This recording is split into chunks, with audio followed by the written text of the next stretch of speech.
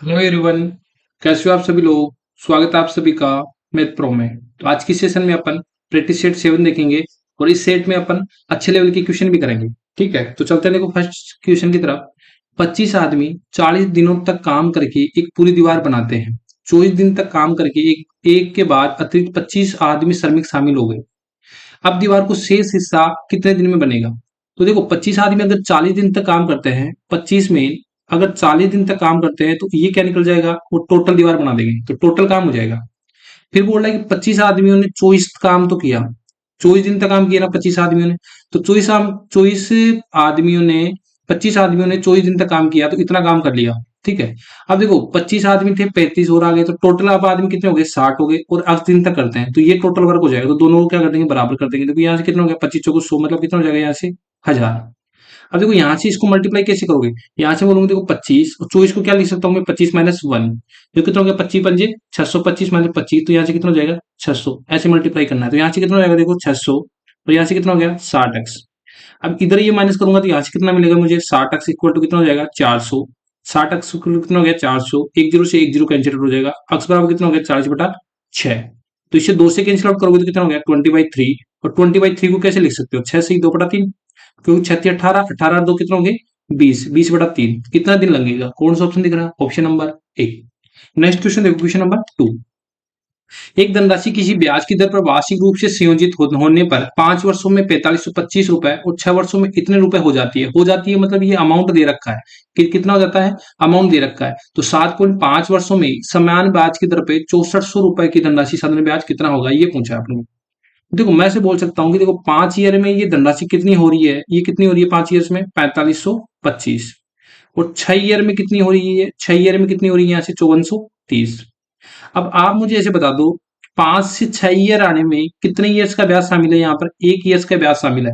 क्योंकि अगर ये प्रिंसिपल होता तो अगर उसमें 1 ईयर्स का ब्याज जोड़ दूंगा तो मेरे पास कितना मिलेगा 5430 मिलेगा। तो यहाँ से अगर इसका डिफरेंस देखोगे तो वो मुझे ब्याज मिल जाएगा, कितना ब्याज मिलेगा देखो, 5430 में से 4525 माइनस करोगे तो यहाँ से कितना ब्याज मिलेगा 905 रुपए। तो ये जो 905 ब्याज रुपए मिल रहा है ये इसी पर काम कर रहा है, 4525 रुपए। क्योंकि देखो 5 से 6 आने में मुझे कितना ईयर्स का डिफरेंस मिल रहा है, 1 ईयर्स का डिफरेंस। तो 1 ईयर के डिफरेंस में चक्रवृद्धि ब्याज और जो साधारण ब्याज होता है वो क्या होता है, इक्वली होता है। तो यहाँ से अपन बोलेंगे इतना ब्याज मिल रहा है, तो यहाँ से रेट निकालूंगा 905 ब्याज मिल रहा है किस पर, 4525। और परसेंटेज के लिए मैं क्या लगा दूंगा 100।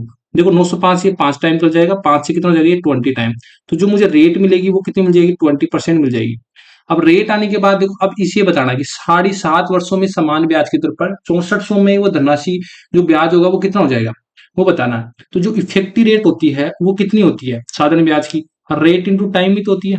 देखो टाइम मैंने लिख दिया 7.5 और रेट होगी इतनी, यहाँ से कितना हो गया 150%। यहाँ से जो ब्याज मिलेगा वो कितना हो जाएगा 150%। तो मूलधन कितना है, तो मूलधन का 150% मिलेगा, तो मूलधन का 150% निकालूंगा तो यहाँ से कितना हो जाएगा 0000। 150 से 64 से गुणा करूंगा तो कितना हो जाएगा मेरे पास 9600। जो ब्याज मिलेगा मुझे कितना मिलेगा 9600 रुपए। कौन सा मिल रहा है, ऑप्शन नंबर बी। देखो एक क्वेश्चन में एक क्वेश्चन देते हैं, वो क्वेश्चन क्या हो जाता है, टफ भी हो जाता है, थोड़ा कैलकुलेटिव लगने लग जाता है, मतलब टाइम टेकिंग हो जाता है। ठीक है, तो आजकल ऐसे ही क्वेश्चन आ रहे हैं, आपने एनटीपीसी में देखा होगा। ठीक है, नेक्स्ट क्वेश्चन चलते हैं क्वेश्चन नंबर 3 में। अब बोला कि एक खुदरा विक्रेता ने 7500 रुपए में माल का एक बेच खरीदा। विनिर्माण दोष के कारण 10% माल क्षतिग्रस्त हो गया। यदि जो खुदरा विक्रेता है शेष माल पर 30% का लाभ कमाना चाहता है और बिना क्षतिग्रस्त माल को किस कीमत पर बेचा जाना चाहिए। सबसे इंपॉर्टेंट काम है कि अपन को इसको जो लैंग्वेज है वो समझना। तो देखो 7500 रुपए पर क्या करता है, एक माल बेच खरीदता है, उसके दोष के कारण 10% माल क्षतिग्रस्त हो गया।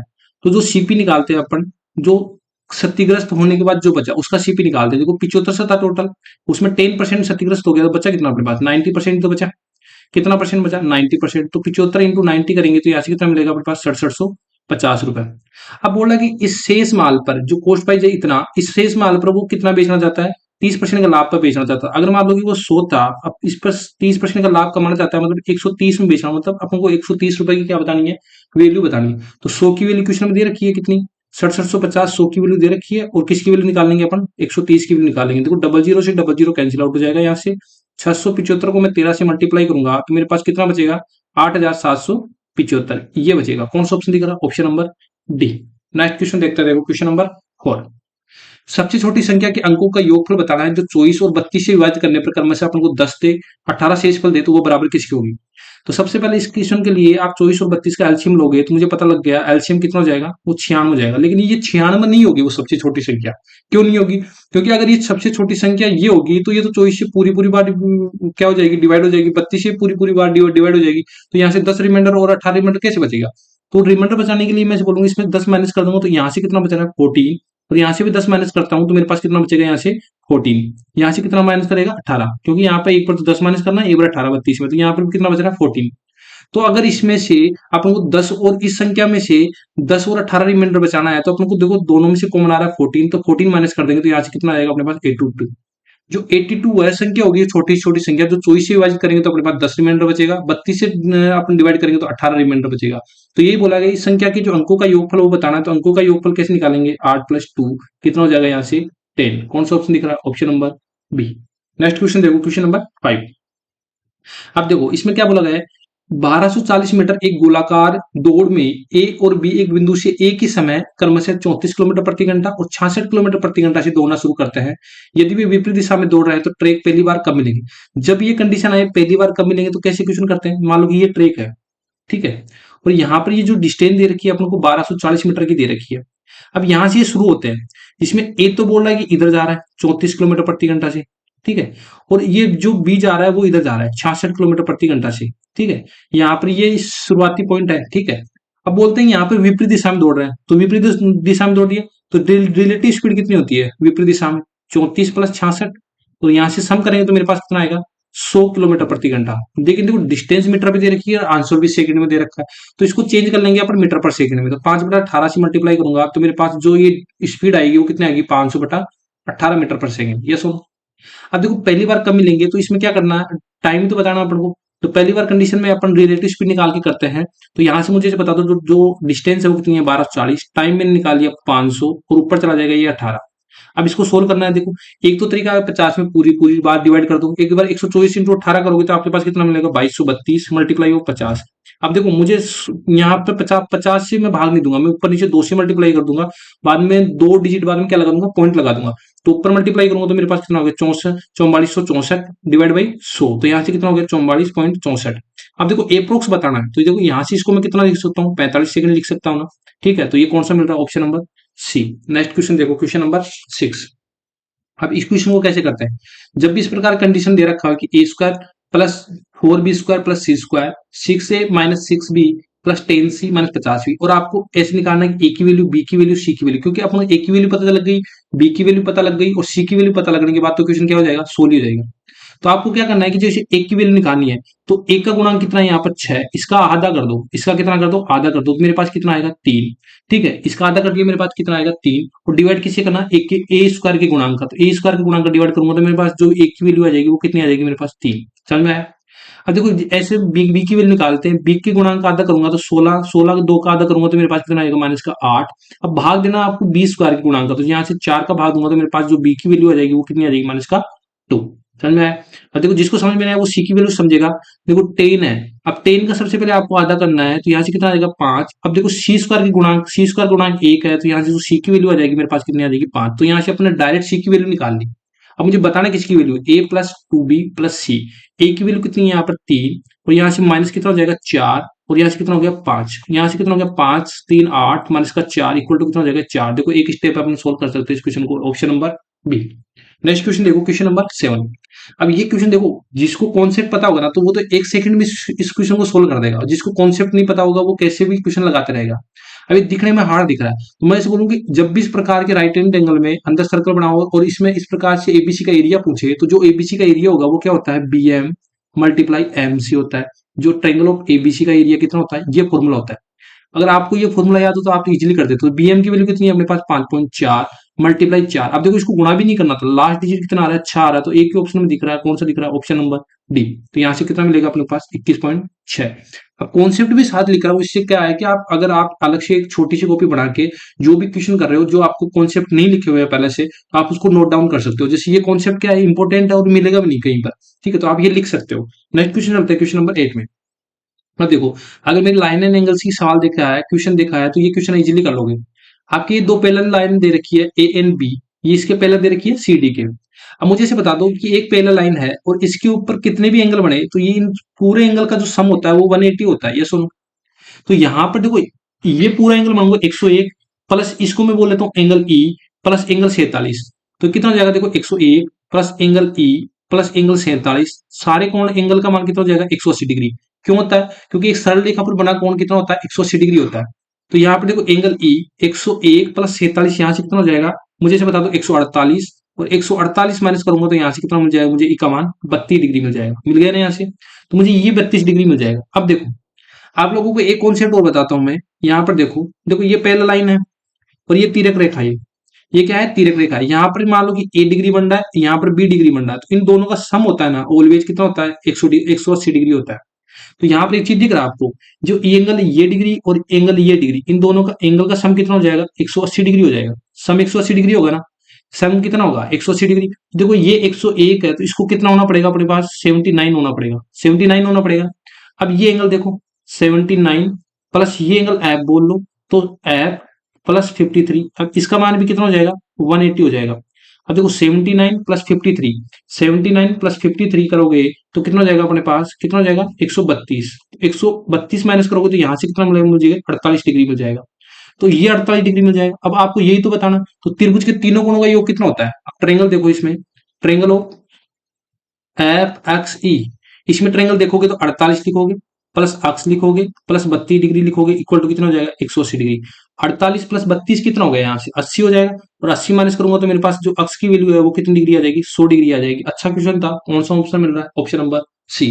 देखो यहाँ पर मैंने कॉन्सेप्ट बता दिए दो, एक कॉन्सेप्ट, बस ये दो कॉन्सेप्ट लग रहे हैं। नेक्स्ट क्वेश्चन देखो, क्वेश्चन नंबर 9 पर। अब देखो इसको कैसे लिखेंगे, रूट 18 प्लस रूट 72 लिख रहा है, रूट 98 लिख रहा है, मल्टीप्लाई में एम है तो एम की वैल्यू बताना है। तो देखो मैं यहाँ लिखता हूँ root 18 plus root 72 plus root 98, ठीक है। मल्टीप्लाई हो रहा है ये किससे, एम से, 96 दे रखा है। तो ऐसे क्वेश्चन को कैसे सोल्व करना है, देखो यहाँ से ये इसको फैक्टर करो तो मैं इसको 9 इंटू 2 में तोड़ सकता हूँ ना, कॉमन रखो। यहाँ से इसको कैसे तोड़ सकता हूँ 36 इंटू 2 में तोड़ सकता हूँ, और इसको कैसे तोड़ सकता हूँ 49 इंटू 2, क्योंकि मुझे पता है 9 का रूट मुझे पता है, 36 का रूट पता है और 49 का रूट पता है। देखो यहाँ से 9 का रूट निकालूंगा तो कितना हो जाएगा 3 रूट 2, प्लस यहाँ से 36 का रूट निकालूंगा तो कितना होगा 6 रूट 2, और 49 का रूट निकालूंगा तो कितना हो जाएगा 7 रूट 2। ये दो में क्यों तोड़ा, क्योंकि देखो मैं अब इसको ऐड करना मुझे इजी हो जाएगा, क्योंकि रूट 2 इसमें कॉमन है। 7 और 3 10, 10 और कितना हो गया 16, 16 रूट 2 हो जाएगा, मल्टीप्लाई एम हो जाएगा इक्वल टू कितना हो जाएगा 96। यहाँ से 16 से कितना हो जाएगा 6 टाइम, और एम की वैल्यू निकालनी है तो कितना कर दूंगा 6 बाई रूट 2, और मल्टीप्लाई कर दूंगा रूट 2 बाई रूट 2, 2 से कितना हो जाएगा यहाँ से 3, तो इक्वल टू कितना हो जाएगा यहाँ से 3 रूट 2। कौन सा ऑप्शन दिख रहा है? Option number D. ठीक है, स्टार्ट में थोड़े अच्छे क्वेश्चन है तो आप ऐसे में सोचना कि भाई इतने हार्ड थोड़ी आते हैं, हार्ड ही आते हैं आजकल, और हार्ड करोगे तो वहां पर एग्जाम इजी लगेगा। ठीक है, नेक्स्ट क्वेश्चन देखो, क्वेश्चन नंबर 10 में। अब देखो मैंने कल परसों आप लोगों को एक जो प्रैक्टिस शीट कराया था उसमें इसके 4 फॉर्मूले बताए थे, उसमें से एक फॉर्मूला यहाँ पर लगेगा। अगर मैं बोलूंगी यहाँ पर पी क्यूब आपको दे रखा है Q cube plus R cube minus का 3 पी क्यू आर दे रखा है, ठीक है, यहाँ पर इसको क्यूब मानना। ठीक है, अगर इसका दे रखा है तो देखो जब भी इस प्रकार से बड़ी बड़ी वैल्यू दे रखी है, मतलब इसमें अगर वैसे फॉर्मूला लगाओगे तो बहुत बड़ा हो जाएगा, तो इसमें कैसे लगाएंगे, तो मैं बोलूंगा 1/2। अब लगाओ P plus Q plus R. अब मैं करूंगा इसमें पी माइनस क्यू का whole square plus Q minus R का whole square plus R minus P का या पी माइनस आर का होल स्क्वायर, ये फॉर्मूला लगता है। देखो इसकी वैल्यू तो बतानी है मुझे, यहाँ करूंगा 1/2, पी कितना है मेरे पास 777 प्लस क्यू कितना है मेरे पास 779 प्लस आर कितना है मेरे पास 776 है, तो ये हो जाएगा। अब देखो पी माइनस क्यू में यहाँ पर डायरेक्ट लिख रहा हूँ, पी में से क्यू करूँ मतलब माइनस का 2 आएगा, माइनस का 2 का whole square plus Q minus R यहाँ से कितना हो जाएगा प्लस का 3 का होल स्क्वायर, और अगर मैं पी में से आर घटाऊंगा तो मेरे पास 1 मिलेगा तो 1 का होल स्क्वायर। ठीक है, अब इसको ऐड करो सबको, इसको ऐड करोगे तो कितना मिलेगा 2332 डिवाइड बाई 2, यहाँ से कितना होगा देखो 4 प्लस 9 प्लस 1, ये कितना होगा 9 और 1 10 14, और यहाँ से 2 से काटूंगा तो कितना हो जाएगा 7 हो जाएगा, कितना हो जाएगा 7।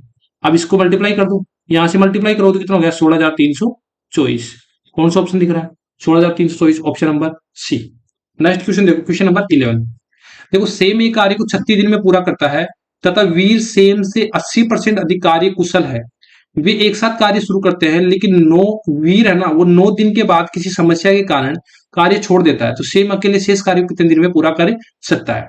तो मुझे जो बताओ सबसे पहले सेम और जो वीर है इसकी एफिशिएंसी की जो निकालेंगे जो एफिशिएंसी का रेशियो है वो निकाल लेंगे यहाँ से। कैसे निकालेंगे? तो 80% की वैल्यू कितनी होती है? देखो 40% की वैल्यू कितनी होती है? 2/5। तो 80% की वैल्यू कितनी हो जाएगी यहाँ से? 4/5। अब देखो कंपेयर किससे कर रहा है? सेम से कर रहा है। तो अगर मैं सेम बोलूंगा कि 5 है तो वीर कितना हो जाएगा? इसके 4 अधिक हो जाएगा तो कितना हो जाएगा? 9। तो इनकी एफिशिएंसी का रेशियो आ जाएगा। टोटल वर्क कैसे निकालेंगे? क्योंकि देखो सेम का कार्य दे रखा है तो एफिशिएंसी जो टाइम होता है, सेम की एफिशिएंसी कितनी है? 5। कितने दिन में करता है? 36 दिन में। तो टोटल वर्क मेरे पास कितना निकल के आ जाएगा? 180। अब क्या बोला गया? दोनों साथ मिलकर करते हैं। दोनों साथ मिलकर करेंगे तो कितना हो जाएगा? 14 कार्य करेंगे। और कितने दिन में करेंगे? 9 दिन में करेंगे। यहां से करेंगे सेम प्लस वीर। अगर ये दोनों इतना काम कर लेंगे तो कितना काम हो जाएगा यहाँ से? 126।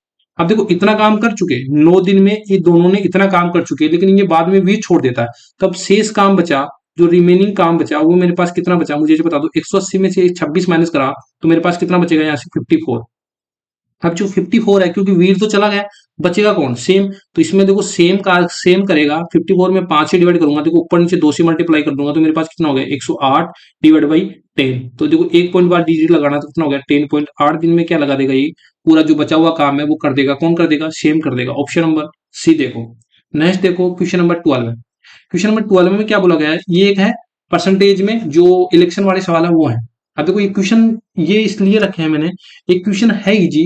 जब मैं सॉल्यूशन करा रहा हूं तो आपको ऐसा लग रहा है कि कुछ भी हार्ड नहीं है, लेकिन अगर आप पहले खुद से ट्राई करोगे ना तो क्वेश्चन दिखने में बड़ा लग रहा है, आप स्किप करके चले जाओगे। अब देखो मैं बोल रहा हूँ कि 25,000 पंजीकृत मतदाताओं में से 80% में चुनाव मतदाता ने किया। मतलब 25,000 पंजीकृत थे टोटल, उसमें से 80% ने तो क्या किया? चुनाव मतदान किया। लेकिन डाले गए वोटों में से 3% क्या हो गए? अवैध हो गए। जिसमें से देखो शेष 2 हारे हुए। यहाँ पर लिखा है शेष 2 हारे हुए। एक हमेशा कितना आता है? 1 हारा था, लेकिन यहाँ पर बोला कि शेष 2 हारे हुए उम्मीदवार 2 द्वारा समान रूप से साझा किए गए विजेता उम्मीदवार के वैध मतों का 75% मिला।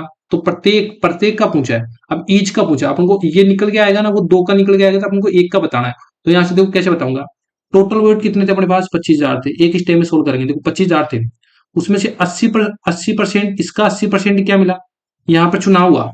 अब देखो इस जो चुनाव हुआ उसमें से भी 3% अवैध हो गए, तो जो वैध बचे कितने बचे मेरे पास? इतने वोट बचे। ठीक है, समझ में आ रहा है ना? अब बोला एक को 75% मिले। मान लो टोटल वैध वोट इतने थे, इसमें से एक को 75% मिल गए, तो जो हारे हुए वोटों को कितने मिले? 25% मिलोगे। मतलब जो वैलिड वोट का जो 25% निकालूंगा तो मेरे पास क्या निकल जाएंगे? हारे गए वोटों की संख्या। ठीक है, हारे गए वोटों की संख्या निकल के आ जाएगी मेरे पास। अब इसको सोल्व कर लेंगे। कैसे सोल्व करेंगे? देखो डबल जीरो से मैं डबल जीरो कैंसिल आउट कर दूंगा। डबल जीरो से फिर से मैं डबल जीरो कैंसिल आउट कर दूंगा। 25 से 4 टाइम हो जाएगा, 4 से कितना हो जाएगा? 2 टाइम हो जाएगा। तो यहाँ कितना होगा? 25 दूनी 50, 50 मल्टीप्लाई 57। अब 50 मल्टीप्लाई 57 करोगे तो आपके पास कितना मिलेगा? 4850। अब देखो 4850 आपको ऑप्शन में नहीं दिखेगा। क्यों नहीं दिखेगा? अगर वो सारे पूरे 25% की वैल्यू पूछता है तब दिखेता है ये ऑप्शन, लेकिन ये बोला प्रत्येक हारे हुए वोटों की संख्या बतानी है। तो यहाँ पर 2 थे तो इसमें 2 से डिवाइड कर दो तो एक जो प्रत्येक आ जाएगा ईच की वैल्यू हो जाएगी। यहाँ से 2 से डिवाइड करोगे तो कितना मिल जाएगा आपको? 2425। तो प्रत्येक हारे हुए वोटों की संख्या कौन सी आ जाएगी? 2425। Option number A. Next question देखो, क्वेश्चन नंबर 13। ये दे रखा है, देखो यहाँ से अगर आपको नहीं दिख रहा है तो मैं लिख देता हूँ 16 की पावर x है, मल्टीप्लाई दे रखा है 64 की पावर 1/4 दे रखा है, इक्वल टू दे रखा है 4 की पावर 3 सही 3/4। तो x की वैल्यू बताना है। तो कैसे बताऊंगा? देखो ये 4 दे रखा है तो 4 में तोड़ लेता हूँ। तो यहाँ से देख कितना होता है? 4 की पावर स्क्वायर होता है ना, 4 की पावर 2 मल्टीप्लाई f। ठीक है, अब 64 क्या होता है? 4 का क्यूब होता है और 1/4 होता है ये। इक्वल टू कितना हो गया? 4 की पावर 3/4। अब देखो ये कितना हो जाएगा? 2x हो जाएगा, तो 4 की पावर 2x हो जाएगा। ये कितना हो जाएगा? 4 की पावर 3/4। ये कितना हो जाएगा? 4 की पावर 3/4। अब देखो ये अगर बेस समान होता है तो घाते क्या हो जाती है? जुड़ जाती है। 2x प्लस 3/4 इक्वल टू कितना हो गया? 4/3 4। अब देखो पावर अपन कंपेयर कर लेंगे तो 2x प्लस 3/4 इक्वल टू कितना हो जाएगा? 3/4। देखो ये कैंसिल आउट हो जाएगा। 2x बराबर कितना हो जाएगा? यहाँ से 0। तो x बराबर कितना आ जाएगा? 0। तो x की वैल्यू कितनी आ जाएगी अपने पास? 0। Option number C. Next question देखो, क्वेश्चन नंबर 14। 150 मीटर व्यास वाले एक वर्ताकार पार्क के चारों ओर 2.5 मीटर की एक समान चौड़ाई की वर्ताकार पथ का अनुमानित क्षेत्रफल बताना। क्योंकि एप्रोक्स पूछता है आजकल, आपने देखा होगा हर डिजिट जो आंसर होता है पॉइंटो मिलता है, तो इसको कैसे सोल्व करते हैं वही देखते हैं अपन। मैं बोलूंगा एक सर्कल है, ये 150 मीटर का है, तो यहाँ से इसकी रेडियस हो जाएगी वो कितनी हो जाएगी? 75। लेकिन ऐसे बोला गया कि यहाँ से इसके चारों ओर 2.5 मीटर का क्या है? एक चौड़ा क्या बनाया गया है? वर्ताकार पथ बनाया गया है। ठीक है, यहाँ पर सर्कल पूरा सही से नहीं बन रहा, तो आप समझ लेना कि यहाँ से कितना है? 2.5 मीटर का है। तो इस बड़े वाली जो रेडियस निकालूंगा तो भी मेरे पास कितनी निकल जाएगी? 75 में से 2.5 और जोड़ दूंगा तो मेरे पास कितना आएगा? 17.5। अब मुझे इसे बताना इसका एरिया निकालना है। जो मैंने हाईलाइट कर रहा हूँ इसका एरिया निकालना है। इसका एरिया कैसे निकालोगे? तो मैं से बोलूंगा जो बड़ा वाला एरिया है पाई आर स्क्वायर, इसमें से माइनस क्या कर दूंगा, छोटा वाला एरिया उसके माइनस कर दूंगा, तो मेरे पास क्या बचेगा, ये हाईलाइट बचेगा। देखो यहाँ से पाई पाई कॉमन लूंगा तो कितना हो गया, pi R square minus R square. ठीक है, अब यहाँ पर वैल्यू पुट करो, 22/7 मल्टीप्लाई, देखो आर स्क्वायर मतलब 17.5, 17.5 का होल स्क्वायर, माइनस करूंगा यहाँ पर कितना हो जाएगा, 75 का होल स्क्वायर। ठीक है, अब देखो यहाँ आप लोगों को पता होगा कि ए स्क्वायर माइनस का बी स्क्वायर इक्वल टू क्या होता है, एक बार प्लस का होता है, क्योंकि आपको 77.5 का होल स्क्वायर करोगे तो बहुत टाइम लगेगा, तो ए प्लस बी और ए माइनस बी ये लगाना है आप लोगों को। तो देखो 22/7, अगर मैं 17.5 में एक बार जोड़ता हूँ 75, तो मेरे पास कितना मिलेगा, 152.5, एक बार जोड़ दिया और एक बार घटा दूंगा, 17.5 में से 75 घटाऊंगा तो मेरे पास कितना मिलेगा, 2.5 मिलेगा। तो देखो 2 पॉइंट से मैं क्या लगा दूंगा, डबल जीरो लगा दूंगा, यहाँ से कितना हो जाएगा, 25 को 100 जाएगा, 2 से कितना हो जाएगा, यहाँ 2 टाइम, 2 से कितना हो जाएगा, 11 टाइम, तो यहाँ से कितना बचेगा मेरे पास 11 मल्टीप्लाई 1525, और नीचे कितना बचेगा 7 × 2। अगर इसको सोल्व करते हो तो आपके पास मिलेगा 1198 पॉइंट कुछ समथिंग। तो लेकिन अप्रोक्स बताना, तो अप्रोक्स अपन इसके किसके करीब दिख रहा है, 1200 के करीब भी दिख रहा है, तो 1200 जो वर्ग मीटर स्क्वायर हो जाएगा वो इसका अनुमानित क्षेत्रफल हो जाएगा। कौन सा ऑप्शन दिख रहा है, ऑप्शन नंबर ए। ऐसे सोल्व करना है। नेक्स्ट क्वेश्चन देखो, अच्छा क्वेश्चन है, सबसे अच्छा क्वेश्चन है। आप इसको अगर एग्जाम में देखते तो 100% इसको स्किप करते हैं, क्योंकि ये बहुत बड़ा दिख रहा है और इससे होते कि बहुत ज्यादा टाइम लगेगा, लेकिन टाइम नहीं लगेगा। कैसे करेंगे, देखो दो नाव एम और एन स्थिर जल में क्रमशः अपन को ये चाल दे रखी है 16 किलोमीटर और 20 किलोमीटर की चाल से यात्रा करती है। तो मैं बोलता हूँ यहाँ पर एम है और ये एक एन है। नाव की चाल दे रखी है, मतलब अक्ष की चाल दे रखी है, एक तो 16 दे रखी है, एक कितनी दे रखी है अपन को, 20 दे रखी है। फिर बोल रहा है कि देखो धारा की चाल दे रखी है, मतलब धारा को क्या मानते हैं अपन, वाई, तो वाई की चाल दे रखी है अपन 4 किलोमीटर प्रति घंटा। अब देखो क्या पूछा है कि नाव एम द्वारा एक साथ धारा के प्रतिकूल प्रतिकूल 2.5 घंटे में तय की गई दूरी और धारा की अनुकूल 4 घंटे में तय की गई दूरी। अब देखो ये क्या बोल रहा है, पहले एम का वो कर लेते हैं अपन, फाइंड कर लेते हैं डिस्टेंस। प्रतिकूल क्या होता है, पहले एम के लिए अपन प्रतिकूल निकालेंगे, एम के लिए प्रतिकूल निकालूं, प्रतिकूल क्या होता है, एक्स माइनस वाई तो होता है, एक्स माइनस वाई तो होता है। देखो एक्स माइनस वाई करेंगे तो 16 और वाई कितना अपने पास 4, तो प्रतिकूल कितना हो जाएगा 12।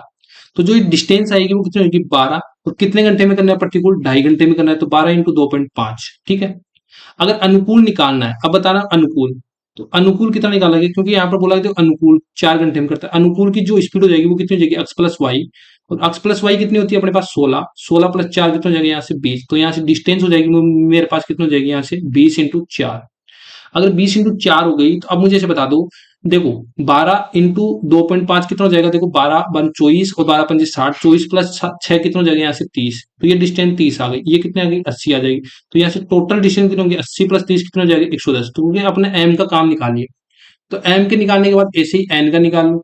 अब देखो एन में क्या बोला गया है कि देखो एन द्वारा एक धारा के अनुकूल, अनुकूल मतलब एक्स प्लस वाई निकालेंगे, तो एन की ये है। अब तो अनुकूल निकालोगे तो 20 + 4 करोगे तो कितना हो गया 24, और कितने टाइम में डिस्टेंस निकालना है, देखो 24 × 3 घंटे में, 24 या कितना हो जाएगा 72 डिस्टेंस हो जाएगी।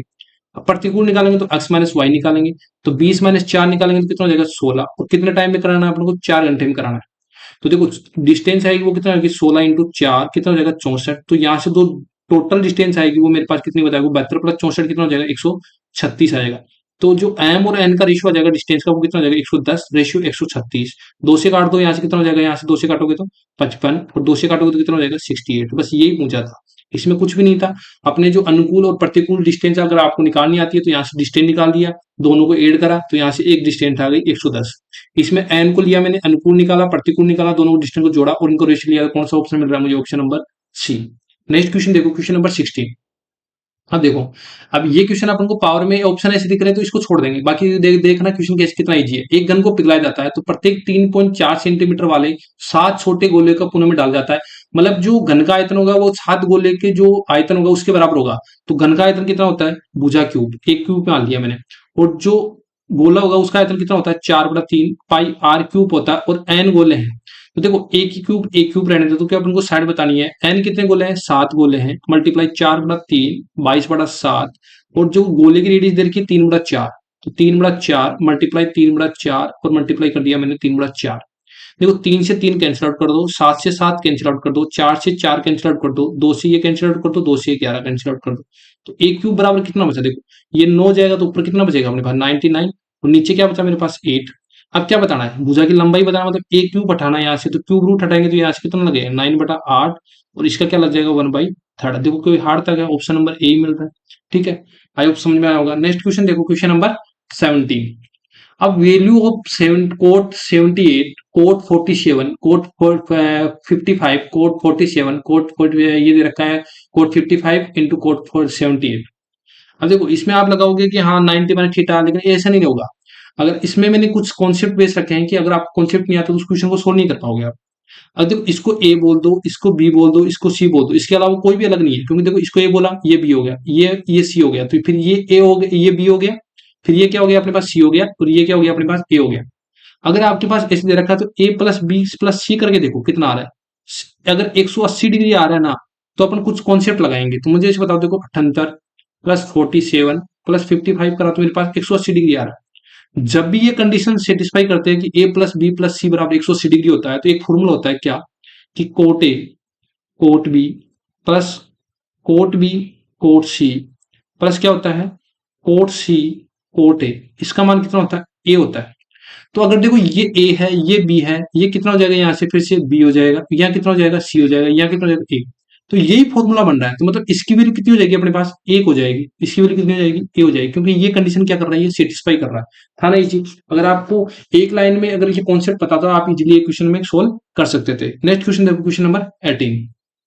न्यूनकोण दे रखा है, साइन ए माइनस बी बराबर 1/2 दे रखा है।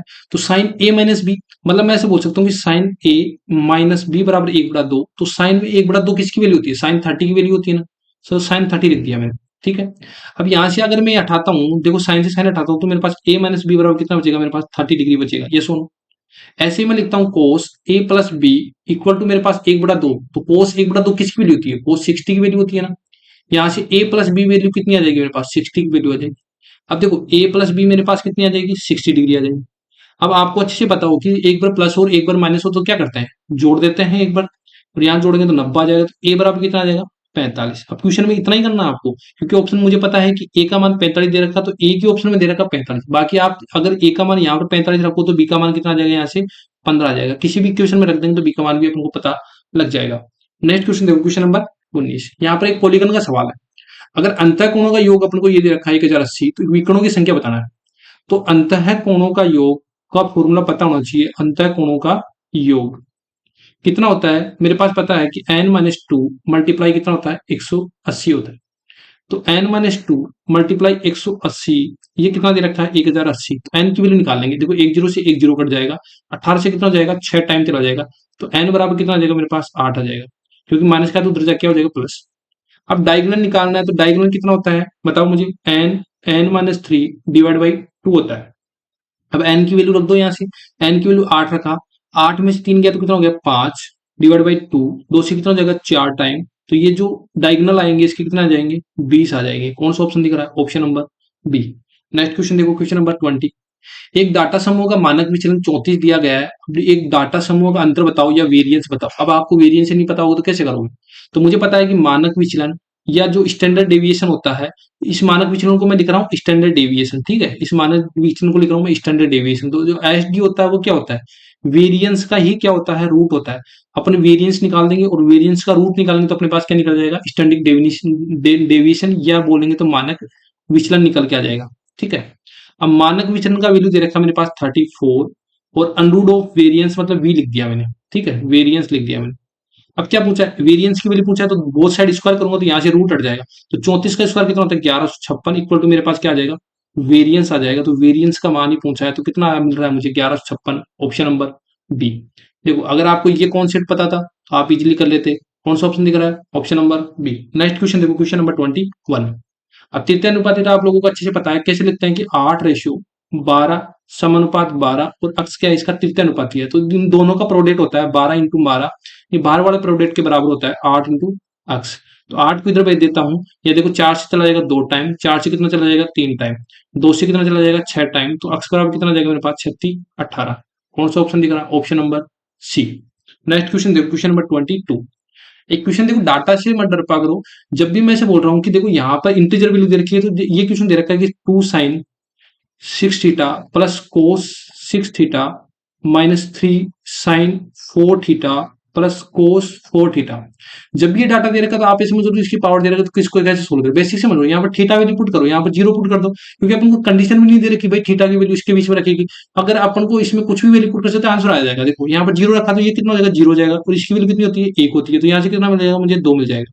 ठीक है, यहाँ से कितना होगा, देखो ये जीरो हो जाएगा, यहाँ पर एक हो जाएगा, तो यहाँ पर हो जाएगा, तो इसका मान कितना हो जाएगा, माइनस का 1 हो जाएगा। कौन सा ऑप्शन दिख रहा है, ऑप्शन नंबर बी। अगर आप 90 वैल्यू पुट करोगे तब भी आ जाएगा, बस इन्फिनिटी मत बढ़ा देना, बाकी कुछ भी वैल्यू पुट कर देना। तो यहाँ पर कितना हो जाएगा, -1। तो अपन 60 की वैल्यू पुट करके रख सकते हैं, लेकिन 60 में क्या होता है कि अपन यहाँ पर √3/2 आ जाएगा कोस में, तो वो वैल्यू कैलकुलेट करना क्या हो जाएगा, थोड़ा हार्ड हो जाएगा। तो यहाँ पर जीरो रख दिया, तो जीरो से क्या हो जाएगा, एक स्टेप में आंसर मिल जाएगा। नेक्स्ट क्वेश्चन देखो, क्वेश्चन नंबर 23। अब इस क्वेश्चन को दो तरीके से बताऊंगा, दोनों तरीके से कर लेना, एक एलिगेशन हो जाएगा, एक बेसिक तरीके से। देखो एक वेटेड एवरेज से, एक यदि एक दुकानदार 80 रुपए प्रति किग्रा और 95 रुपए प्रति किग्रा की दो प्रकार की दालें हैं जिनको 2:3 के अनुपात मिलाया जाता है, तो मिश्रण का अनुपात बताओ। तो बोलो कि 80 को किस रेशियो मिला रहा है, 2 के अनुपात में, और 95 को कितना मिला रहा है, 3 अनुपात में, और टोटल कितना है, 5 है, तो इनको एवरेज ले लेंगे, तो यही हो जाएगा, मिक्सर का अनुपात आ जाएगा। तो देखो 5 से सारे कटे गए, तो देखो 5 यहाँ काट दो 16, 16×5 = 80, 5 से काट दो, यहाँ से कितना हो गया 19, तो 16 दूनी 32, यहाँ तो ना 19 57 हो जाएगा। तो यहाँ से जो मिक्सर हो जाएगा वो कितना हो जाएगा, 58 रुपए प्रति केजी। तो ये आ जाएगा, एक स्टेप में तो ऐसे सोल्व कर सकते हो। दूसरा एलिगेशन से कैसे करोगे, देखो यहाँ पर पहला है 80 है, दूसरा कितना 95। अब मुझे नहीं पता एवरेज कितना है तीनों का, इन दोनों का एवरेज कितना है, तो अक्स मान लिया, लेकिन ये अगर रेशियो आएगा वो कितना आएगा, 2:3 के अनुपात में लाया जाएगा। तो इसको कैसे सोल्व करते हैं, इन दोनों का डिफरेंस देखो कितना मिल रहा है मुझे, 15, इन दोनों का योग कितना हो गया यहाँ से 5, और 2 की वैल्यू निकाल लो। ये या तो 2 की वैल्यू निकाल लो, या किसकी वैल्यू निकाल लो, 3 की वैल्यू निकाल लो। मैंने 2 की वैल्यू निकाल, तो 5 से कितना हो गया 3, और कितना हो गया यहाँ से 6। देखो यहाँ से ये वैल्यू क्या है, इससे छोटी रही होगी, तो ये इससे वैल्यू बड़ी रहेगी, तो इससे छोटी बनाने के लिए क्या करना पड़ेगा मुझे, 95 से 6 घटाना पड़ेगा। 95 से 6 घटाऊंगा तो मेरे पास कितना मिलेगा, 89 ही मिलेगा। यहाँ से भी कितना मिल रहा है मुझे, 89। तो आप एलिगेशन भी लगा सकते हो, ऐसे भी कर सकते हो। कौन सा ऑप्शन दिख रहा है, option number C. Next question देखो, क्वेश्चन नंबर 24। अब इस क्वेश्चन को सोल्व करना है। यहाँ से अगर मैं बोलूं, सबसे पहले इसको डिवाइड करो। अगर इसको डिवाइड करूंगा, देखो 1/3 भागो मल्टीपल, मैं इसको क्या कर देता हूँ, अपोजिट कर देता हूँ, 7/6 डिवाइड बाई 6/3 प्लस ये हो जाएगा 8/9। अब देखो ये कितना हो जाएगा, यहाँ से 4 दूनी 8, 8 और डिवाइड बाई 9, देखो ये तो कट जाएगा ना। यहाँ से कितना हो जाएगा, 7/18। अब इसमें डिवाइड करता हूँ तो मैं कितना हो जाएगा, अपोजिट हो जाएगा, 3 बटा कितना हो जाएगा, यहाँ से 6 हो जाएगा, 3 से कितना हो जाएगा 2 टाइम, यहाँ तो कितना हो गया 7/18 दूनी 36, तो 7/36 कौन सा ऑप्शन दिख रहा है, ऑप्शन नंबर ए दिख रहा है। नेक्स्ट क्वेश्चन देखो, क्वेश्चन नंबर 25। यहाँ से अगर इसको सोल्व करोगे, देखो 6 लिख दो, प्लस एक पॉइंट बाद पॉइंट लगा दो, 0.1 हो जाएगा। यहाँ से कितना लगाएंगे, 3 डिजिट बाद पॉइंट लगाएंगे, 0.006। इसके बाद कितना लगाएंगे, 4 डिजिट बाद में, तो 0.0061। अब इसको ऐड करेंगे तो अपने पास कितना मिलेगा, 6.1121। कौन सा ऑप्शन दिख रहा है, option number D. Next question देखो, क्वेश्चन नंबर 26। अब बोला भाई छोटी छोटी संख्या क्या होगी जिसमें 3 की वर्धी करने पर इससे क्या हो जाती है, विभाजित हो जाती है। क्या बोला, 3 की वर्धी करने पर इससे विभाजित हो जाती है। सबसे पहले ये संख्या निकाल लो, कितना हो गया 27, 35 और 25 और 21। इनका एलसीएम निकालना, इनका एलसीएम निकालोगे जब आपके पास मिलेगा कितना, 4725 मिलेगा। जब इन संख्याओं का एलसीएम निकालोगे तो कितना मिलेगा, इतना मिलेगा। अब ये इससे डिवाइड हो रही है, क्यों हो रही है, क्योंकि इसमें 3 की वृद्धि हुई हुई है पहले से। क्योंकि अगर 3 की वृद्धि बोल रहे हैं ना, यहाँ पर 3 की वृद्धि होने पर ये संख्या इससे डिवाइड हो जाती है, तो वो संख्या क्या होगी, तो अगर इसमें 3 घटा दूंगा तो मेरे पास वो संख्या प्राप्त हो जाएगी, कितनी, जो 4722।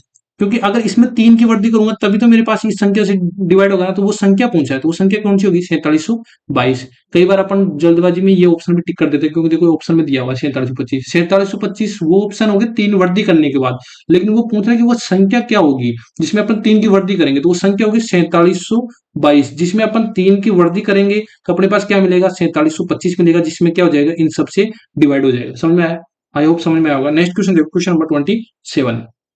अब देखो, अनिल एक वस्तु अंकित मूल्य पर 20% की छूट पर खरीदता है और उसे अंकित मूल्य पर ही 8% की छूट पर बेचता है, तो उसका लाभ या हानि प्रतिशत बताओ। देखो लाभ हानि के लिए मैं बोलूं सीपी और एसपी है, और यहाँ पर मार्क प्राइस आप खुद से मान लो कितना है, 100 रुपए। अगर मार्क प्राइस पर 100% 20% की छूट पर खरीदता है, तो अगर 100 है मार्क प्राइस, इस पर 20% की छूट दोगे तो आप कितने रुपए में खरीदोगे, 80 रुपए में खरीद लोगे ना। कितने रुपए में खरीद लोगे, 80 रुपए में खरीद लोगे, रेशियो। अब देखो 100 रुपए है, मार्क प्राइस पर क्या दे रहा है, ये छूट दे रहा है, 8% की छूट देगा, तो यहाँ पर बेचेगा कितने में, 92 की बेचेगा। अब यहाँ से रेशियो लो, 4 से काट दो इसको, तो 4 से कितना हो जाएगा, देखो 20 टाइम, और 4 से काटोगे तो यहाँ से कितना हो गया, 4 4 दूनी 8, 4 3 और 4 3 12, ठीक है। यहाँ से देखो कितने का लाभ हो रहा है, 3 का लाभ हो रहा है, और 20 पर लाभ होगा, परसेंटेज के लिए 100 हो जाएगा, तो 20 से कितना हो जाएगा 5 टाइम, तो यहाँ से जो प्रॉफिट मिलेगा मुझे कितना मिलेगा, 15% का मिलेगा। कौन सा ऑप्शन दिख रहा है, option number B. Next question देखो, क्वेश्चन नंबर 28। अब देखो ये एवरेज का क्वेश्चन है, जिसमें बोला है कि एन प्राकृत संख्याओं या प्रथम 5 प्राकृत संख्याओं का औसत ए दे रखा है। तो मुझे इसे बता दो, एन प्राकृत संख्याओं का औसत कितना होता है। एन प्राकृत संख्याओं का, प्राकृत जो संख्या है उनका जो एवरेज है, एवरेज कितना होता है, फॉर्मूला एन प्लस 1/2। तो एन कितनी है, 5 प्राकृत संख्या, 5 प्लस 1/2 बराबर कितना हो जाएगा, यहाँ से 5 6, 6 बराबर कितना हो गया 3। तो 3 ही क्या है, ए दे रखा है, क्योंकि ये औसत एवरेज ए दे रखा है, तो ए की वैल्यू निकाल ली। फिर बोला 5 प्राकृत संख्याओं का जो पूर्ण वर्ग है, पूर्ण वर्ग मतलब 1 मान लो, 2 मान लो, 3 मान लो, 4 मान लो, 5 मान लो। अब इसका जो पूर्ण वर्ग है मतलब पहला 1 हो जाएगा, 1 का स्क्वायर, फिर 2 का स्क्वायर कितना हो जाएगा 4, 3 का स्क्वायर कितना हो जाएगा 9, 4 का स्क्वायर 16, 5 का स्क्वायर 25। अब इसका एवरेज निकालोगे तो कितना हो गया 5 हो जाएगा। तो यहाँ से अगर इसको ऐड करोगे तो 55, 55 में 5 का डिवाइड करोगे तो कितना हो जाएगा 11। ये मेरे पास क्या आ जाएगा बी, ये बोला गया बी। अब ए और बी का औसत बताना है, तो ए मेरे पास कितना निकल गया, ए और बी का औसत बताना मतलब ए प्लस बी बाई टू। ए का मान 3 है, बी का मान कितना 11 है, डिवाइड बाई 2। 11 प्लस 3 कितना हो गया 14। 14 में 2 का भाग दिया तो मेरे पास कितना आएगा 7 आएगा। कौन सा ऑप्शन दिख रहा है, option number C. Second last question देखेंगे 29। ये बोला है 6 क्यूब रूट ऑफ 4 सेंटीमीटर भुजा वाले एक धातु के ठोस घन को पिघलाकर 12 सेंटीमीटर लंबाई और 9 सेंटीमीटर चौड़ाई वाले एक घनाभ बनाया जाता है। घनाभ की सभी लंबी, जो सबसे लंबी विकर्ण है वो बताना है। तो अगर घन से ही, धातु के घन से ही क्या बना रहा है, घनाभ बना रहा है, तो मतलब जो घन का जो वॉल्यूम होगा वो किसके बराबर होगा, घनाभ के वॉल्यूम के बराबर होगा। तो घन का वॉल्यूम कितना होता है, भुजा क्यूब, और घनाभ का वॉल्यूम कितना होता है, लंबाई इंटू चौड़ाई इंटू ऊंचाई। ए क्यूब, ए का मान अपन को ये दे रखा है, मतलब मैं बोलूंगा 6 और क्यूब रूट ऑफ 4 करूंगा, यहाँ पर क्यूब कर दूंगा, तो यहाँ से कितना, लंबाई कितने 12 है, चौड़ाई कितनी है 9 है, और एच क्यूब निकाल लेंगे। देखो 6 का क्यूब रूट करूंगा तो इतना लिखूंगा, और यहाँ से क्यूब रूट से हट जाएगा तो यहाँ कितना आएगा 4 इक्वल टू कितना हो गया 12 मल्टीप्लाई 9 इक्वल टू एच। अब एच की वैल्यू चाहिए तो अपन इसको किसके डिवाइड कर देंगे, 6 6 इंटू 4 और 12 इंटू 9 इक्वल टू किसको जाएगा, एच की हो जाएगा। देखो इसको कैंसिल आउट करो, 6 से कितना हो जाएगा 2 टाइम, 2 से कितना हो जाएगा 3 टाइम, 3 से कितना हो गया 3 टाइम, 3 से कितना हो गया, 3 से कितना हो गया 2 टाइम, तो कितना हो गया एच की वैल्यू अपने पास 8 आ गई। तो एच की वैल्यू 8 आ गई, तो जो डायगोनल होता है वो क्या होता है पता होगा, L square plus B square plus H square. L square कितना है अपने पास, एल स्क्वायर कितना है 12 का स्क्वायर मतलब 144, बी कितना है 9, 9 का स्क्वायर कितना होगा 121, सॉरी 81, और एच का स्क्वायर 8 का वर्ग कितना होता है 64। अगर अपन को जोड़ते हैं 44, 144, 81 और 64, तो इनका रूट करते हैं तो कितना हो गया 289, 289 मतलब कितना हो गया 17 सेंटीमीटर। 17 का स्क्वायर होता नहीं। कौन सा ऑप्शन दिख रहा है, option number D. Last and final question देखो, और ये कॉन्सेप्ट मैंने ज्योमेट्री जो स्टार्ट कर रखी है अभी, उसमें मैंने 7 से शायद करा दिए लेक्चर, जिसमें सरकम जो सरकम सेंटर होता है परिकेंद्र वहां तक करा दिया, जिसमें सबसे पहले मैंने इन सेंटर पढ़ाया था, और उस पर बेसिस पर ये क्या है क्वेश्चन है। तो यहाँ पे देखो डायग्राम बनाते हैं। सबसे पहले ए बी सी है, ये ट्रायंगल कौन सा है, ए है, ये ट्रायंगल बी है, ये ट्रायंगल सी है।